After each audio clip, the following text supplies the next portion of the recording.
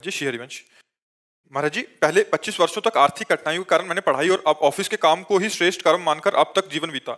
बस इस आशा में कि परिवार को संभालूं, लेकिन जब से आपको गुरु स्वीकार किया तब से समझ आया कि जीवन का एकमात्र लक्ष्य भगवान को पूर्ण रूप से समर्पित होना है। महाराज जी, अब इस ओहदे पर पहुंच चुका हूं कि जहां रोज 13-14 घंटे काम करना पड़ता है और साथ में नाम जप में महाराज जी बहुत कठिनता आ रही है। केवल एक ही घंटा दिन में दे सकता हूँ नाम को। महाराज जी, अभी मन में पीड़ा होती है, चिंता होती है, डर भी होता है कि लेकिन अगर 14 घंटा हर समय आप बोलते तो नहीं रहते ना। क्रियाएं भले कर सकते थे, कोई भी क्रिया, और उसमें भी हमें मिनट सेकंड का तो समय मिलता है ना। उस मिनट सेकंड को राधा राधा राधा और पूरे के पूरे 14 घंटे भगवान को समर्पित कर देना। ये कर्म समर्पण हो जाएगा। वो भगवान हृदय से भगवान के आश्रित हो। जो शेष समय मिले आपके 14 घंटे में, उसमें राधा राधा राधा राधा राधा राधा, उसमें नाम जप करो। और जो 14 घंटा के बाद 6 घंटा सोने में समझ लो, तो 14 6 कितने हुए? 20 हुए। तो 4 घंटे तो अभी बचे। वो 4 घंटे कहाँ दोगे? महाराज जी, क्या होता है कि जैसे 13-14 घंटे काम करने रहते हैं, उसके बाद भी क्योंकि आदत ऐसी पड़ी हुई है कि उसी के बारे में सोचते रहते हैं कि उसको कैसे। नहीं, गलत बात, इसी को सुधारो। वो स्थायी चीज नहीं है। मरोगे तो ना ऑफिस जाएगी और ना ये सब कार्य जाएंगे तुम्हारे। एक कर्तव्य पूजा है। हम 14 घंटे समय उसको दें। हम नहीं कहते कि आप 14 घंटे समय मत दो। 14 घंटा समय दिया, इसके बाद कार्य प्रणाली की स्टाफ। अब हम दूसरा अपने जीवन को पारलौकिक उन्नति के लिए अब हम थोड़ा सत्संग सुनते हैं, थोड़ा शास्त्र स्वाध्याय करते हैं। 1 घंटा ले लो उसका मार्जन करने का, हमारे द्वारा उसमें से क्या गलती हुई, क्या उन्नति के लिए हमें करना चाहिए, उस पर विचार कर लो। तो 3 घंटे फिर भी बचते हैं। तो 3 घंटे भजन करो, शास्त्र स्वाध्याय, ठाकुर सेवा, नाम जप। 3 घंटे भागवती करो, 14 घंटे संसारी करो, 1 घंटे दोनों कार्यों के चिंतन का करो, 6 घंटे सो जाओ। पूरा विभाग हो गया 24 घंटे का। ईमानदारी से यदि करो तो भजन के लिए सबको टाइम है, और बेईमानी करो तो किसी को टाइम नहीं है। बोले हम तो गृहस्थ हैं, बस एक शब्द में मारा कि पूरा का पूरा जीवन बर्बाद कर दिया। अरे गृहस्थ हो तो क्या हर समय तुम काम में लगे रहते हो? 12 घंटे 14 घंटे काम करने के बाद 6 घंटे सोने के बाद 4 घंटे बचे। हम 2 घंटे छोड़ देते हैं। 1 घंटा भोजन, 1 घंटा मनोरंजन, 2 घंटे भजन करो। 120 मिनट अगर भजन करोगे तो तुम्हें आनंद की प्राप्ति होने लगेगी। ये बेईमानी ना की जाए। मनोरंजन में, संसार के इस कार्यों में ही केवल जीवन नष्ट कर देने से जीवन का लाभ नहीं। जीवन का लाभ उस दिन की याद करो जिस दिन तुम मरोगे। हम तो अध्यात्म हमारा उस दिन के लिए तुम्हें बलवान बनाता है जिस दिन तुम्हारी मृत्यु आएगी। न तुम्हारी पत्नी साथ होगी, न तुम्हारा मित्र साथ होगा, न तुम्हारी ऑफिस साथ होगी, न बैंक बैलेंस होगा, न घर होगा, न कोई सामग्री होगी।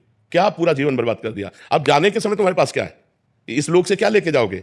इस लोक से ले जाने के लिए भगवान नाम, राधा राधा राधा। जो नाम जप किया, जो परोपकार किया, जो धर्म किया, जो तीर्थाटन किया, ये तुम्हारे साथ जाएगा। तो मनुष्य जीवन में एक पक्ष उधर भी रखो, तो एक पक्ष आगे के संभालने के लिए भी रखो, परलोक संभालने का भी रखो। तो इसलिए 2 घंटे तो भजन करो ही। और 1 से 1.5 घंटा तो हो जाता है रोज का। जी हाँ, बिल्कुल ठीक है। और बीच बीच में नाम जप करते रहो, और शेष जो भी समय आपका वो भगवान को अर्पित करते रहो। ये कर्म समर्पण और भगवत स्मरण के प्रभाव से निश्चित भगवान की कृपा प्राप्त होती है। महाराज जी, राधे राधे। महाराज जी, भगवत गीता में 3 मुख्य योग का वर्णन किया है, कर्म योग, भक्ति योग और ज्ञान योग। महाराज जी, इनमें से कौन सा योग जीवन में सर्वश्रेष्ठ है?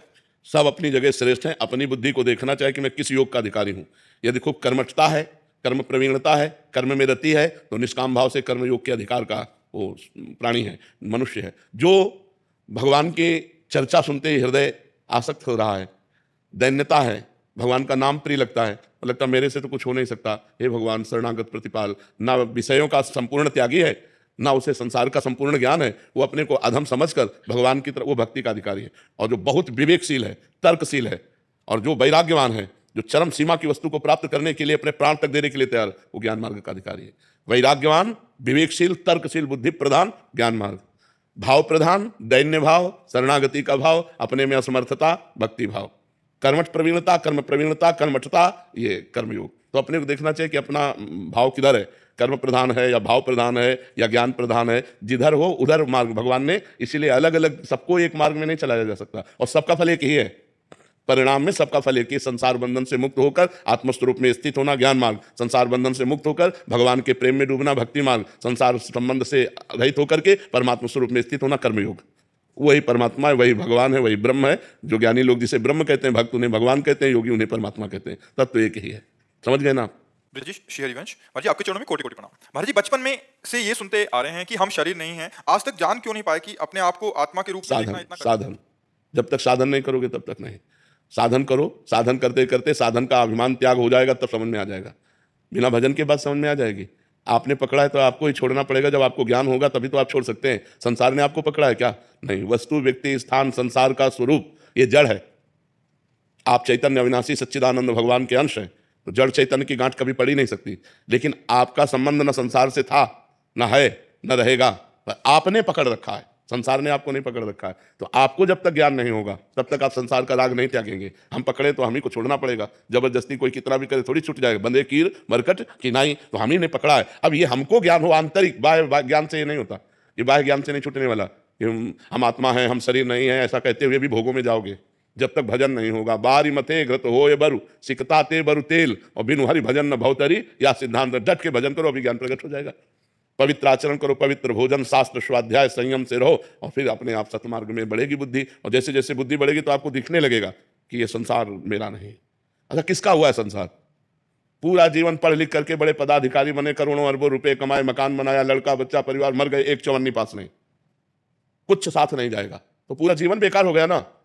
अब अगले जब योनि में जाओगे तो इनकी याद रहेगी क्या? जैसे पिछले योनि में हमारा पूरा परिवार सब कुछ था, अब याद है क्या? नया फिर दुकान मकान, फिर ये कब तक चलता रहेगा? अनंत जन्म हो गए यही करते हुए। ये ज्ञान होता है जब भजन करता है जी, तब यार ये मेरे नहीं है, मैं तो भगवान का हूं, मैं परमात्मा स्वरूप हूं। ये बिना भजन के थोड़ी ज्ञान आ जाएगा। पूरा जीवन बर्बाद कर रहे हैं लोग, खूब पूरा जीवन पढ़ाई में लगा दिया, खूब कमाई में लगा दिया, बुढ़ापा आ गया, भोग भोग करके इंद्रियां शिथिल हो गई, मर गए, हाथ कुछ नहीं लगा। जब यहां से गए तो वही पाप की गठरी और पुण्य जो हाथ लगा, कुछ नहीं रहा। भजन तो किया नहीं, अगर भजन किया तो वही साथ जाएगा, अन्यथा यहाँ पे कुछ। और सब जानते हैं, और जान करके सब अनजान बने हुए, सब उनको लगता है वो मरा मैं थोड़ी मरूंगा, उनको लगता है उसका छूटा मेरा थोड़ी छूटेगा, मेरा तो सब मेरे साथ जाएगा। ये जीव का ज्ञान भगवान से विमुख करके दुर्गति कराता रहता है। सत्संग सुनते हैं और एक दुख से बाहर निकले हैं उसी सत्संग। महाराज जी, इनकी 17 वर्षीय बेटी थी, 2.5 साल पहले अपने स्कूल के बच्चों की मारपीट की वीडियो अपने पिताजी के फोन से लेकर अपनी एक सहेली को भेज दी। उसके बाद वो वीडियो वायरल हो गई। इस कारण उसके पिताजी ने उसे डांटते हुए कुछ कड़वे वचन बोले। 3 दिन तक दोनों एक दूसरे से बोले नहीं और वो इतनी कठोरता सह नहीं पाई और उसने आत्महत्या कर ली। महाराज जी, इस आत्महत्या के दोषी हम हैं या उसके और उसके हमारे प्रारब्धवश हैं? हम प्रायश्चित क्या करें? ये मूर्खता है, मूर्खता है, इसमें दोष की बात नहीं, इसमें मूर्खता है। क्या है? पापा है 3 दिन नहीं बोल रहे, चौथे दिन बोलेंगे, 5वें दिन बोलेंगे। हमको अपनी तरफ से सॉरी बोलना चाहिए। मान लो हमारे पिता हैं तो हमें आप कर लेने से कोई निदान हो गया क्या? प्रेत योनि मिलेगी जा करके, भूत प्रेत की योनि मिलेगी। उसका हमें लगता है कि अगर आप लोग कर सको तो 1 सप्ताह की भागवत उसके लिए करवा लो, हो गए। हाँ, तो बढ़िया है, लेकिन दोष उसी जीवात्मा का है जो स्वयं कर रहा है। अगर हम उसको प्रेरित करें और फिर वो आत्मा करे तो वो बात होती है। अब अपने आप विचार करके, बच्चे हैं, अब हमें लगता है कि बच्चों को प्रोत्साहन देना चाहिए और ऐसी परिस्थिति ना प्रकट की जाए। माता पिता को भी चाहिए कि बच्चों से फ्रेंडवत, मित्रवत व्यवहार करें, जिससे वो उनके जो अंदर छुपी हुई भय या छुपा हुआ संकोच या छुपा हुआ अपने को मारने की बातें वो सब निकल जाएं। अब बच्चों को थोड़ा मित्रवत व्यवहार करना चाहिए, ऐसा भय नहीं दिखाना चाहिए कि अगर बाहर मान लो गलती भी हो गई कोई, तो घर में आके अपनी मम्मी से बात कर ले, अपने पापा से बात कर ले। पापा को चाहिए कि मित्रवत व्यवहार करे। जब बच्चा सयाना हो जाए तो दोस्त की तरह व्यवहार करना चाहिए, कभी पास बैठ करके प्यार से बात करना चाहिए, क्या चल रहा है, मतलब एक दोस्त की तरह, डराना नहीं चाहिए। देखो, कोई भी गलती करना, हम तुम्हारे दोस्त की तरह तुम्हारा हित चाहते हैं, तुम हमें बता देना, ऐसा व्यवहार नहीं करना चाहिए। बच्चे गलत करके मान लो गलत हो गया, अब उनको ये भय कि पापा जान जाएंगे और उधर दूसरा ब्लैकमेल कर रहा है, तो सोचते हैं इससे अच्छा कर लो, इससे अच्छा कर लो। तो हमें लगता है ऐसी परिस्थितियां हम अपने बच्चों के सामने ना आने दें। अच्छा है, क्योंकि बच्चे तो नादान होते ही हैं, उनकी नादानी में बात हो जाती है, उनको ज्ञान नहीं, आत्मा इतना बहुत बुरा पाप है। जीवन की पहली गलती की। हाँ बिल्कुल बिल्कुल बिल्कुल, हाँ वही तो कह रहा हूँ। नए बच्चों से ऐसे हो जाते हैं, बच्चे से गलतियां हो जाती, पर माता पिता को भी चाहिए कि सावधान कहीं नहीं लगने दिया उसको। हाँ। महाराज जी, क्या प्रभु की भक्ति केवल प्रेम से ही प्राप्त हो सकती है या अन्य साधन? भक्ति से प्रेम और प्रेम से भगवत प्राप्ति। भक्ति से प्रेम, नवधा भक्ति से 10धा भक्ति प्रेम, और प्रेम से भगवत प्राप्ति होती है। प्रेम से भगवान का साक्षात्कार होता है। जान ले सो जान निहारा, राम ही केवल प्रेम प्यारा। प्रेम ते प्रगट होय मैं जाना, मिले ही न रघुपति बिनु अनुरागा, किए कोटि तप जोग विरागा। भगवान प्रेम से प्राप्त होते हैं। प्रेम 9 प्रकार की भक्ति करने से, श्रवणम, कीर्तनम, स्मरणम, विष्णुपाद सेवनम, अर्चनम, वंदनम, दास्यम, सख्य, आत्मनिवेदनम, इस तरह की 9धा भक्ति पूर्ण करने से भगवान से प्रेम हो जाता है और प्रेम से भगवान का साक्षात्कार होता है। अन्य साधन, योग मार्ग, परमात्म बोध समाधि, ज्ञान मार्ग, तत्वबोध, ब्रह्म प्राप्ति, अलग अलग मार्गों से अलग अलग अनुभव होता है, समझ पाए। और अन्य जो शुभ कर्म है वो पुण्य है, वो भगवत प्राप्ति कराने में समर्थ नहीं है। बहुत पुण्य हुआ तो स्वर्ग आदि लोगों के तुच्छ भोग भोगने को मिल सकते हैं, उनसे भगवत प्राप्ति नहीं होती। रोहतक से महाराज जी, राधे राधे। महाराज जी, अब ऐसा लगता है कि युग बदल गया है, जैसे ना पहले प्राणी थे, ना जैसे पहले जैसे सोच नहीं रही। महाराज जी, आजकल सब बच्चे मोबाइल में अग्रसर हैं, नशे में यूथ जा रहे हैं। बिल्कुल, बहुत जोर से युग परिवर्तन हो रहा है। भ्रष्टाचार, नशेबाजी, हिंसा, चोरी, ये सब बहुत। किसी पर किसी को विश्वास नहीं रह गया, वर्णाश्रम धर्म का कोई आचार नहीं रह गया, शास्त्र सम्मान नहीं रह गया, सब मनमानी आचरण चल रहे हैं। मनमानी बदल रहा है और बदलेगा, अभी तो भ्रष्टाचार और बढ़ेगा, तभी तो कलयुग का प्रभाव आएगा। भा भ्रष्टाचारा सब संसारा, धर्म सुने नहीं काना, कान से भी धर्म सुनने में नहीं आएगा, ऐसा भ्रष्टाचार बढ़ेगा। वो तो बढ़ ही रहा है, प्रतिपल बढ़ रहा है, ये राक्षसी प्रवृत्ति बढ़ती चली जा रही है। जिसको देखो नशेबाज बन रहा है, जिसको देखो व्यभिचार में प्रवृत्त है, जिसको देखो धन मिले चाहे जितना झूठ बोलना पड़े, बेईमानी करना पड़े, घूसखोरी करना पड़े, अधर्म करना, तो कहाँ कहाँ शास्त्र मर्यादा, कहाँ धर्म मर्यादा, कहाँ मर्यादाएं रहेंगी। कोई बिरला ही ऐसा है जो शास्त्र का चिंतन करता हो कि इसके अनुसार हमें चलना चाहिए, कोई धर्म का चिंतन कर, नहीं मेरा धर्म ये नहीं है, मैं ऐसा नहीं कर सकता। ऐसा गाँव में 100 रुपया के गेहूँ बेचे गए थे, ये 45 वर्ष पहले की बात बता रहे हैं, तो 110 रुपये आ गए थे, उसके गिनने में भ्रम हो गया होगा, 10 का नोट ज़्यादा आ गया था। तो जब घर में गिना गया तो 110 थे, तो कहा पूरे लेके जाओ उसके सामने और उसको दिखाओ जाके कि 10 का नोट तुम्हारा इसका था, और उसको दिया, और फिर 100 रुपये के गेहूँ, रुपया 1.5 रुपया किलो गेहूँ बिकता था, तो 100 रुपये के गेहूँ बेचे थे, 10 इस तरह आ गए तो काफ़ी थे।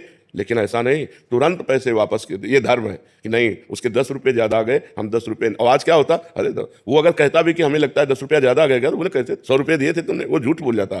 धर्म का साक्षी रख करके कहीं कोई अधर्म नहीं करता था। कहीं भूल चूक से कोई अधर्म हो जाए तो लोग उसको समाज में बैठाल करके उसकी निंदा करते थे, उसको प्रताड़ित करते थे। अब समाज ही निंदनीय हो गई है, बड़े बूढ़े 4 लोग बैठ के हुक्का पीते हैं, शराब पीते हैं, तो बच्चों के ऊपर आचरण क्या जाएगा। तो धर्म का, शास्त्र का आजकल सम्मान करने वाले बहुत कम रह गए। शास्त्र में क्या लिखा है, मेरा क्या आश्रम है, आश्रम के अनुसार मेरा क्या धर्म है, ये कोई जान ही नहीं रहा। बस मनमानी आचरण करते रहो, मनमानी आचरण करते रहो। पहले सत्य था। हाँ, पहले से बिल्कुल सत्य बात है। पहले सत्य, धर्म का स्वरूप सत्य ही है। पहले सत्य था, अब तो व्यभिचार, झूठ, व्यसन ये सब बढ़ रहा है।